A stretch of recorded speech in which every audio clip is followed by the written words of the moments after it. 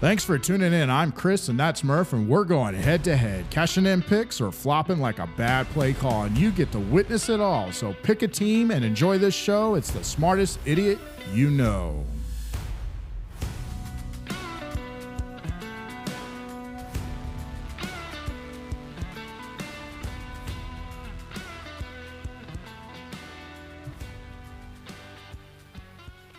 Welcome. How you doing, Murph? Doing great, Chris. Good to be here again. Yeah. We just came back from a Thursday game. We both had some picks on that game. I think I had Seattle and you had Arizona, and the end result was Seattle by 3. They won by a last-second field goal, and that game was a little bit of a doozy. It was all about quarterback play except for Walker. Walker didn't get hit, which was mesmerizing. He's always getting hurt some way, shape, or form. And he didn't get hurt that game. He actually had a pretty good game. But Sam Darnold came out. He did what he was supposed to do. And Kyler Murray did what Kyler Murray does. He throws picks and doesn't come in on clutch. And that's why Arizona lost. He had that garbage touchdown in the end. But I hate to say it, it didn't mean anything. It tied it up. But they gave way too much time on the clock, and that's what happens whenever you're in garbage time. It did tie it up, but, I mean, you're giving Darnold the ball with enough time to go kick a field goal. You basically gave the game up. So Seattle was in control the whole time, and I thought that the only impressive part with that whole game was winning my pick, I think. Watching it, I think I might have fell asleep in it. It was a little bit of a doozy. What'd you think, Murph? Yeah, Chris, I think you hit the nail on the head there with the quarterback play. We talked about it a little bit on episode 1 there. We both thought these teams were average teams. It was going to come down to QB play. I leaned to Kyler Murray. I think he's the more talented QB, but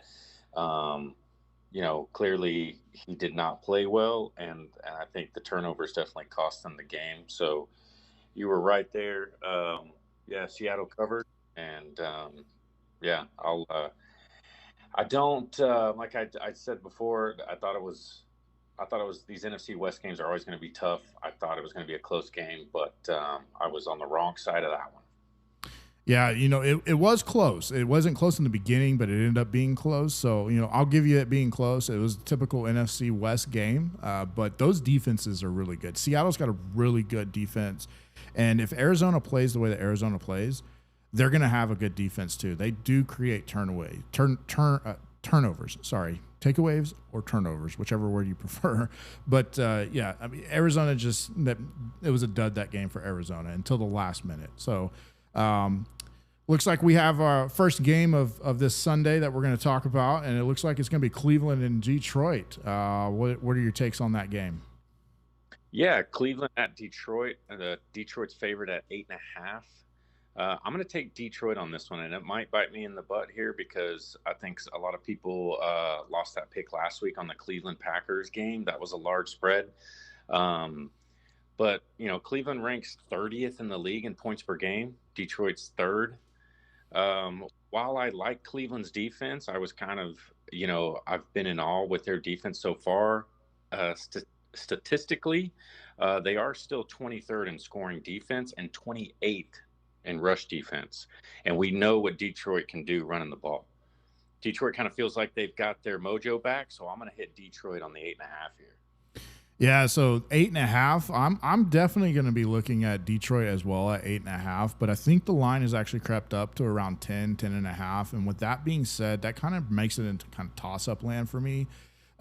Judkins, I think if Judkins had been playing all year, I think Cleveland actually might be 3-0 if he had been playing every single game. And they're going to be able to stop Gibbs. Gibbs is going to have a hard time running the ball. Montgomery's going to have a hard time running the ball, I think. And it's going to be up to quarterback play with Goff if he can make the right decisions. But Cleveland can really, really clamp down. And so I think for this one, I'll take Detroit at 8, but if we go with the live spread, I'm probably going to go with Cleveland at 10.5. And it's only because they have the running game back. They have a proven quarterback back there. And not that Goff isn't proven, but that defense matters. And Cleveland's defense is pretty good. And Detroit's defense, pretty good too. As we saw, they locked down Lamar. So this will be a great test. This will be a great test, an even bigger test than the Ravens, I feel like. But I got Detroit at 8.5, but Cleveland, if it goes over 8.5, I got Cleveland at that. And then so with our second game, we're going to look at Jacksonville and San Francisco. So Jacksonville and San Francisco, that game to me is, I want to love this game. I really do. I want to like it. Purdy is going to be playing. Jacksonville hasn't quite figured it out yet, but they have the talent on their side. And San Francisco, they have injuries. Bosa is going to be out. But CMC is there he's ready to lead the pack. And Purdy's going to come back. And San Francisco might actually be able to move the ball against Jacksonville. Now, the question is Jacksonville going to be able to move the ball against San Francisco with Bosa being out? Trevor Lawrence is not going to have that pressure. They might be able to run the ball a little bit. And the receivers, we'll see if they can check into the game. But as it stands right now, if the line is 3.5 as it is right now, I wish it was 3. But even at 3.5, I'm taking San Francisco. What about you, Murph? Okay, yeah, I think this is where a pick we're going to differ on. I like Jacksonville maybe to even outright win here. I think at the time of the posting, I think the line was San Francisco 4.5, which I'm definitely taking Jacksonville there on that spread. But I kind of like Jacksonville to outright win here. San Francisco, they're 3-0. I think their combined points of victory is 10. So they've been in a lot of close games. Like you said, Bosa is out for the year. That's a tough loss. These are two teams who rank top 5 in points per game allowed defensively. So it's two good defenses. Again, you touched on a little bit. Jacksonville struggling at the wide receiver core. Thomas is dropping a lot of balls there. Purdy is back, but we don't know if he is actually 100%.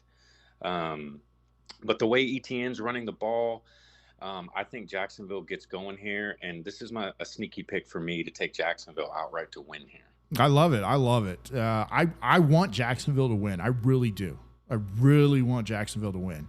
But San Francisco, it's just something about San Francisco in this game. It's just calling me. But I want Jacksonville to win. I love that pick for you, though. I love it. And then, so we have the next one, which is going to be the Chargers versus the Giants, and I'm excited to kind of talk about this one. What do you see in that game? Yeah, this is going to be an exciting game, but I think this is kind of a recipe for disaster here for the Giants. Look, the Jackson Dart era has begun, and everyone I think in America is excited for this. I think he is a dog. But I think the line opened up at 6.5 on the Chargers, and I'm gonna hammer that. Chargers have number 1 passing offense. They have the number 9 passing defense, the number 9 run defense, and the number 4 scoring defense. You take all that into consideration. You got Jackson Dart, a rookie. It's his first start. I think Harbaugh comes after him, and I think they light up the score. I think the Chargers hammer that 6.5. Yeah, I'm with you on that. I got the Chargers as well. And you hit some points that I was going to talk on. And just to kind of set the tone for this week, I think there's going to be some lopsided games this week, and this is one of them. The Chargers are so the Giants, per se, are so outmatched versus the Chargers.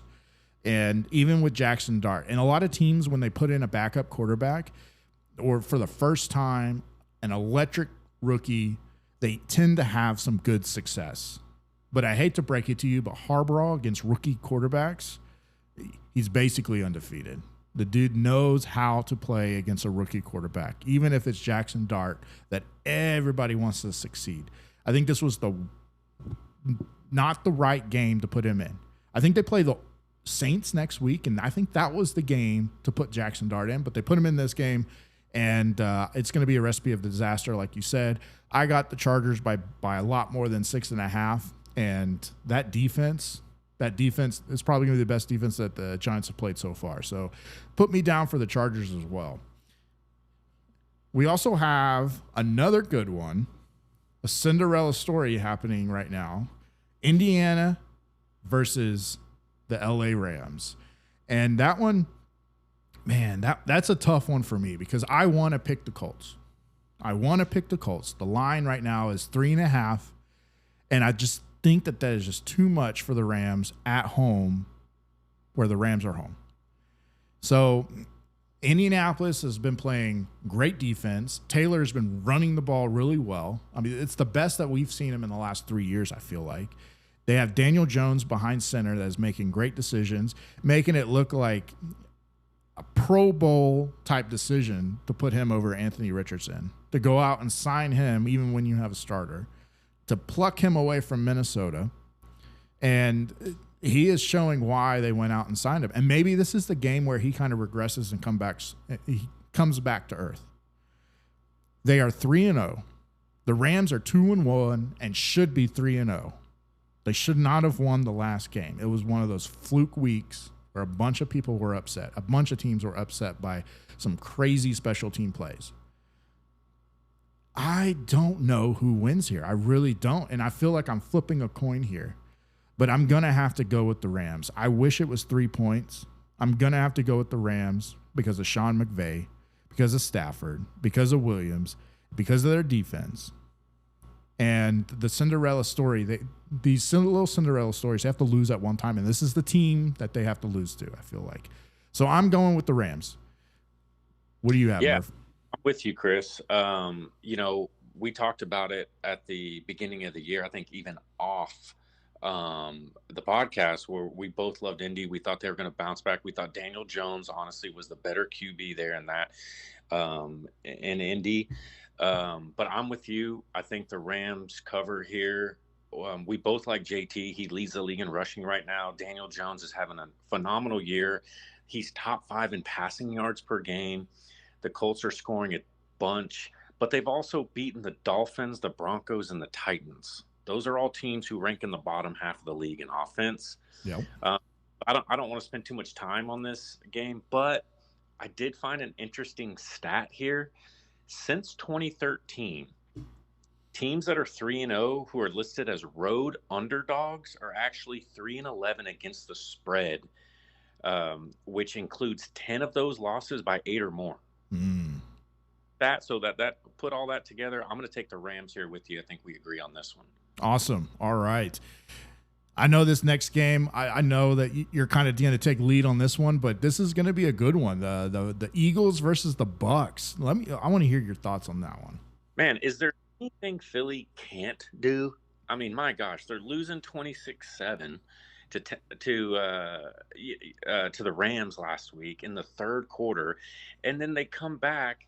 They're winning the game. They block a field goal and then, crush the spread on that by returning it for a touchdown. A lot of heartbreak there on that one. But I think the line was Philly 3.5. As much as I don't like Philly on a personal level, I'm going to take Philly here to cover. Tampa Bay's without Mike Evans.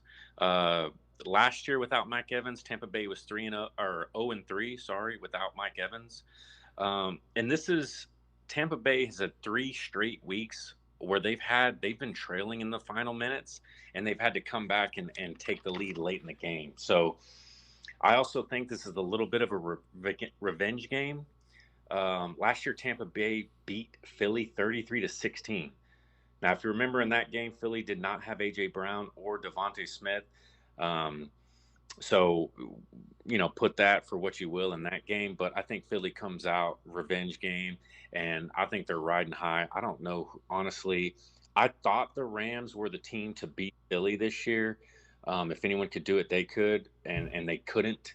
So I'm going to take Philly here at 3.5.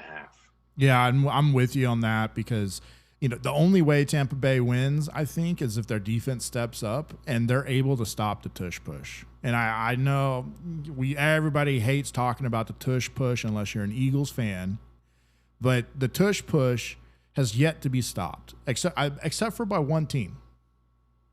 I can't remember who it is. They stopped it once. And the way that they stopped it was when they dove over, they actually had to grab the shoulders of Hurts and pull him backwards, like sideways, kind of. So instead of him going straight forward, he kind of had to fall off the side of the pile. The only way that I think that they're going to be able to stop him is they're going to have to get a really, really big body in there to kind of just plug up that middle to get those gaps down. But Vita Vea in the middle. Yeah, and I think they were the team that had that one big guy that they ended up cutting. There was a team out there.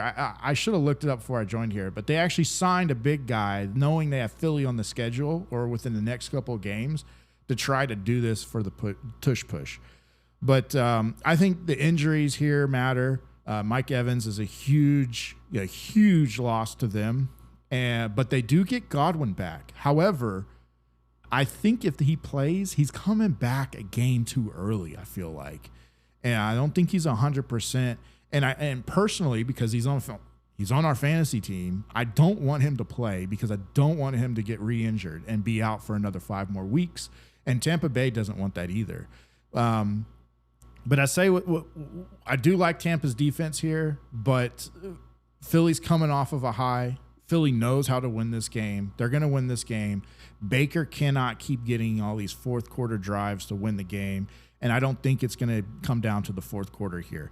Vegas has it as a 3-point game, a 3.5-point game. They think it's going to be close, and I think Philly is going to win by more than 3 here, so I got Philly as well. So it's going to be a good game to watch. I put it to you this way. This lineup has some good games to watch, and if you can only watch one at a time, that's going to be a horrible Sunday for you because there's some good games happening this week.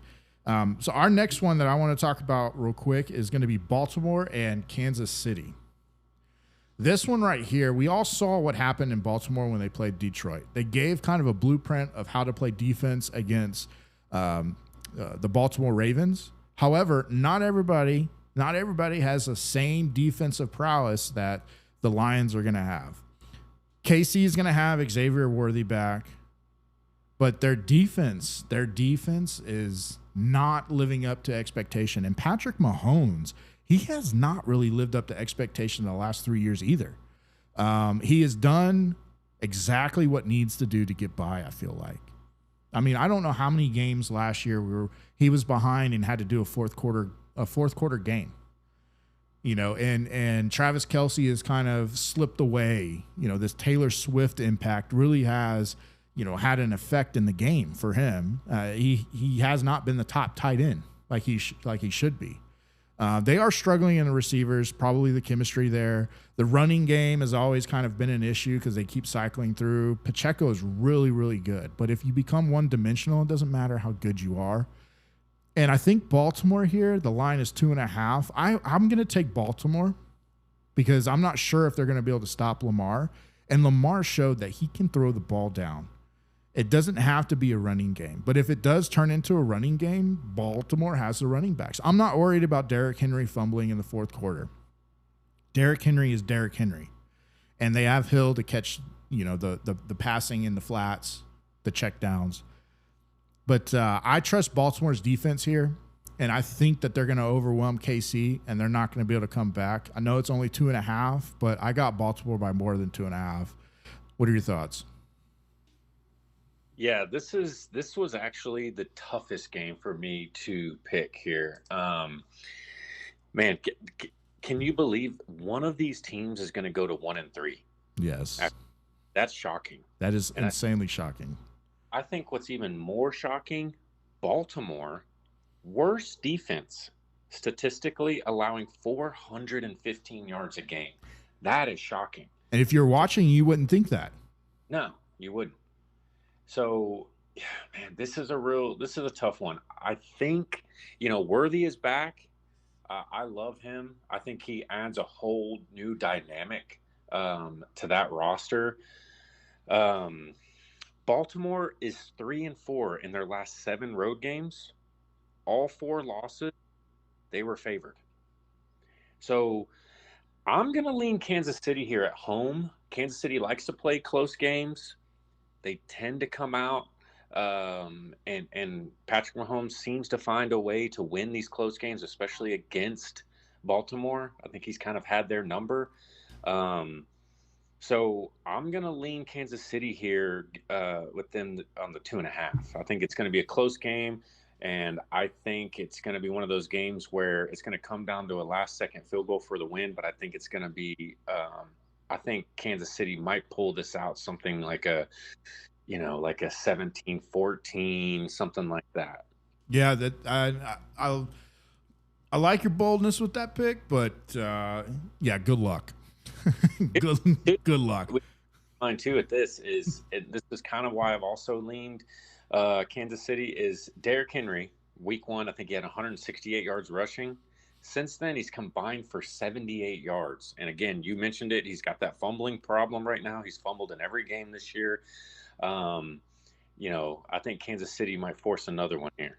Yeah, maybe. We got to look at the second game was against Cleveland.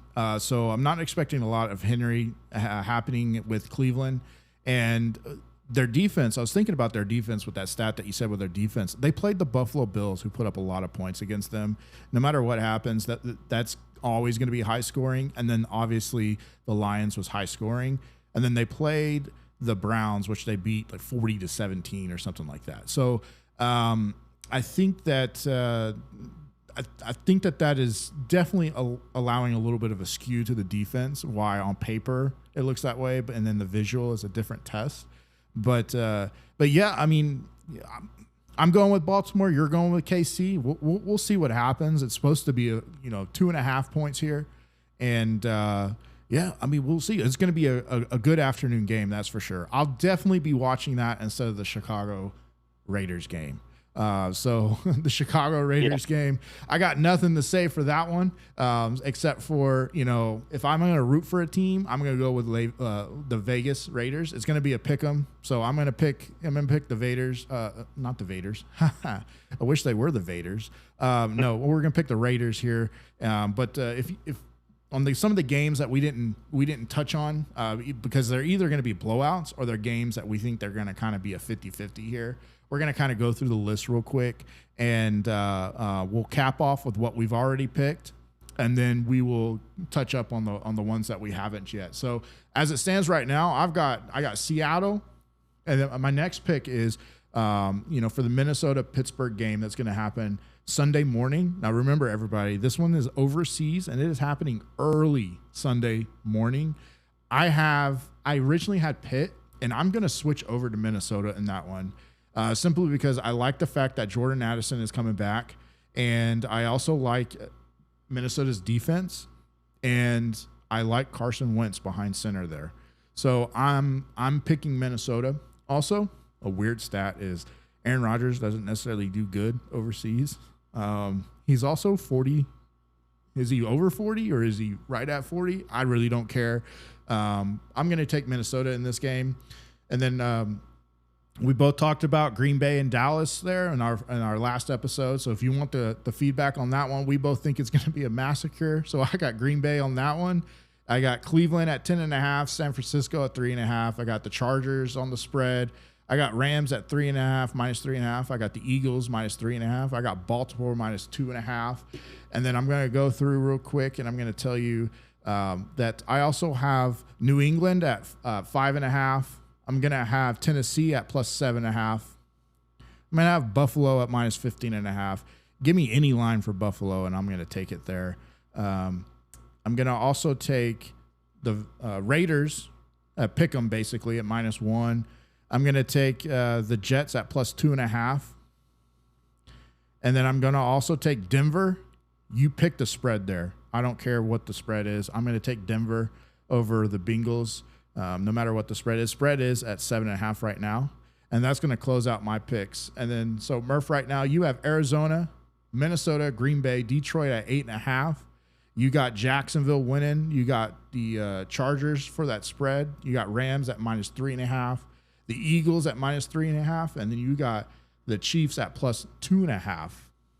And so the games that we didn't go through. Oh, and I missed Washington and Atlanta. I'm sorry about that. But I'm gonna take Atlanta here. They're -2. Washington is kind of banged up here, but that's a game I really don't care about. But we'll go through. And what's your pick for Washington, Atlanta? Yeah, so I think I agree with you on every pick you have. I think it's a smart move switching over to Minnesota. I know we talked about that a little bit last week or earlier in this week. I've got Atlanta as well. Jane Daniels out again. That's unfortunate for Washington. I also have New England covering the 6 points, I think 5.5.